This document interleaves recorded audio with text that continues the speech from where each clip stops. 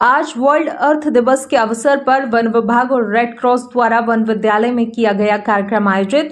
इस कार्यक्रम में वन विभाग के अफसरों और रेड क्रॉस के पदाधिकारियों ने भाग लिया और पृथ्वी के संरक्षण को लेकर चर्चा की। कार्यक्रम में मौजूद वक्ताओं ने पर्यावरण संरक्षण की आवश्यकता पर जोर दिया और कहा कि पृथ्वी को बचाने के लिए हमें अधिक से अधिक पेड़ लगाने होंगे। उन्होंने कहा कि पेड़ पौधे न केवल हमें ऑक्सीजन प्रदान करते हैं बल्कि वे हमारे पर्यावरण को भी संतुलित बनाते हैं। कार्यक्रम में वन कर्मचारियों ने संकल्प किया कि वे गांव-गांव तक पेड़ पौधे लगाएंगे और पर्यावरण को बचाने के लिए काम करेंगे।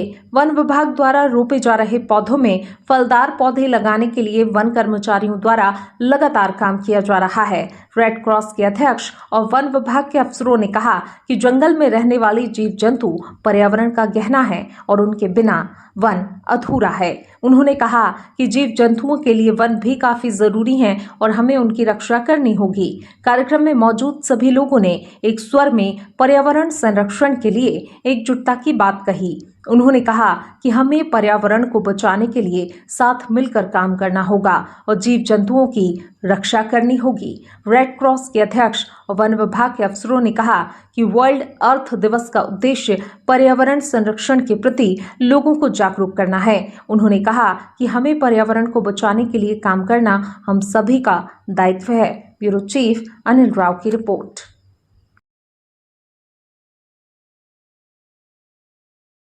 पृथ्वी दिवस था जो कि प्रतिवर्ष 22 अप्रैल को पूरे विश्व में मनाया जाता है। इसी के तत्वाधान और एक सोसाइटी जगदलपुर के तत्वाधान में वन विभाग की ओर से एक आयोजन किया गया था जिसमें बुद्धिजीवी जगदलपुर से बहुत लोग शामिल हुए थे और इस पर चर्चा की गई कि कैसे पृथ्वी में जो बढ़ रहा जैविक दबाव को कम किया जाए और किस ढंग से हम पृथ्वी पर कोई बोझ ना होने दें। आज बहुत ज़रूरी है कि पृथ्वी सुरक्षित रहेगी, हम सुरक्षित रहेंगे। आज काफ़ी जंगल कट रहे हैं और जैविक दबाव चलते वनों के विनाश चलते काफ़ी नुकसान हो रहा है। इस पर हम किस ढंग से प्रयास करें कि जो हमारा वन का विकास, वन वृद्धि हो, वनों का घनत्व बढ़े।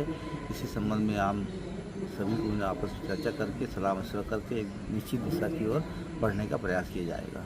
इसके लिए जागरूकता अभियान भी चलाया जा रहा है क्या? वन विभाग द्वारा चलाया जा रहा है। गाँव में हमारी टीम द्वारा ही, वन विभाग की टीम द्वारा सतत समिति के माध्यम से सबको चेक भी किया जा रहा है, बताया भी जा रहा है कि वनों को बचाना है और इससे काफ़ी अच्छा प्रभाव रिस्पांस भी मिल रहा है।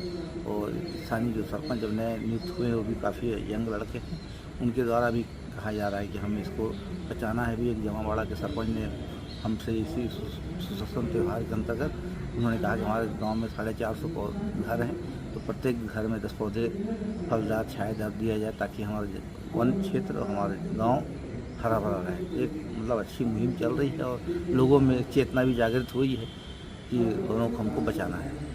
जो हमारा भूमंडल है या हमारी जो पृथ्वी है, पृथ्वी में ये जो पेड़ पौधे या जो जीव जंतु हैं ये उसके गहने हैं, आभूषण हैं। और अगर आभूषण को खतरा पैदा होगा तो निश्चित रूप से वो शरीर भी जो है वो प्रभावित होगा।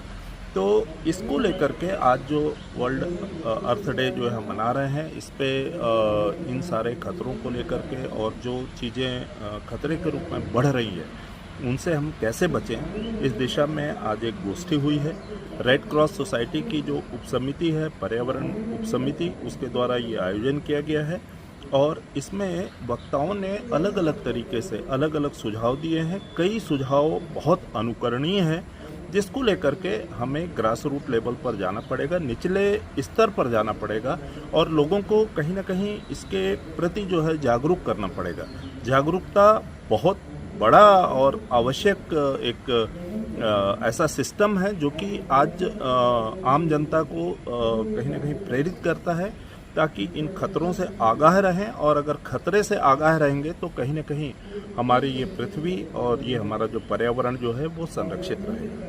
तो ये पर्यावरण को संरक्षित और सुरक्षित रखने के लिए आम जनता से आप क्या अपील करना चाहते हैं? देखिए, आम जनता से हम लगातार अपेक्षा करते हैं। देखिए, अभी एक स्लोगन जो है वन विभाग ने काफ़ी पहले से चला रखा है, पेड़ लगाओ, पर मुझे ऐसा लगता है कि पेड़ इतने ज़्यादा लग चुके हैं, अब इसका एक पूरक जो है मुझे लगता है एक बड़े तौर पर एक अभियान चलाना पड़ेगा। पेड़ बचाओ, पौधे बचाओ।